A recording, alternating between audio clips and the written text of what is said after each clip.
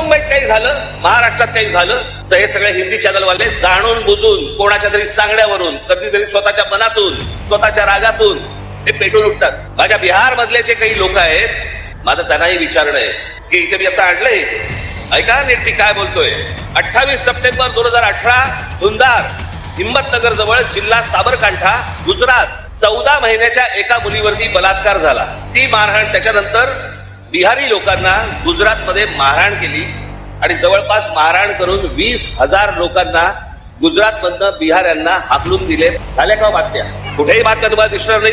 हा माणूस त्याच्यानंतर याने भारतीय जनता पक्षामध्ये प्रवेश केला, त्याला तिकीट दिलं गेलं आणि तो आमदार देखील झाला.